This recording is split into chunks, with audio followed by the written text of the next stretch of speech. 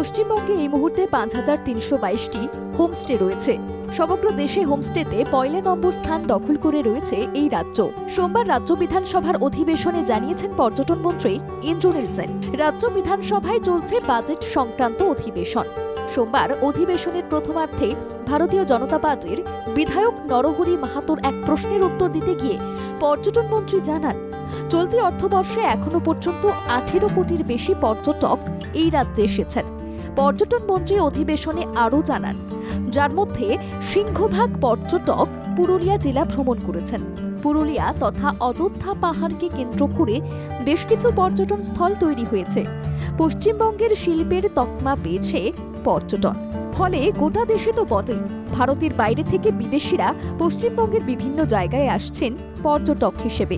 পর্যটন মন্ত্রী ইন্দ্রনীল সেন জানিয়েছেন, রাজ্যে পর্যটনের ক্ষেত্রে কম্পাউন্ড অ্যানুয়াল গ্রোথ রেট 12.9%। 5 তারা হোটেলের সংখ্যা যেমন বৃদ্ধি পেয়েছে, তেমনি হোমস্টের সংখ্যাও উল্লেখযোগ্যভাবে বৃদ্ধি পেয়েছে এই রাজ্যে।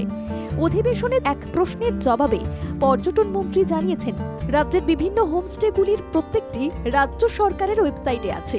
তবুও আগামী অর্থবর্ষ থেকে আরও বিস্তারিতভাবে থাকবে।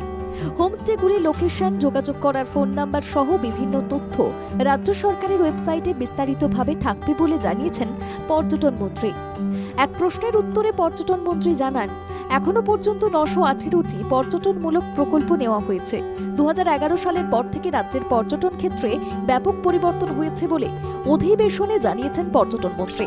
মুখ্যমন্ত্রী মমতা বন্দ্যোপাধ্যায়ের উদ্যোগে ইতিমধ্যেই দুর্গাপুজোকে কেন্দ্র করে কার্নিভ্যাল গোটা বিশ্বে সাড়া ফেলেছে। পাশাপাশি রাজ্যের বিভিন্ন জায়গাকে পর্যটন কেন্দ্র তৈরি করার ব্যাপারে খোঁজখবর নেওয়ার পরেই পদক্ষেপ নেওয়া হচ্ছে। ব্যুরো রিপোর্ট, বাংলা জাগো।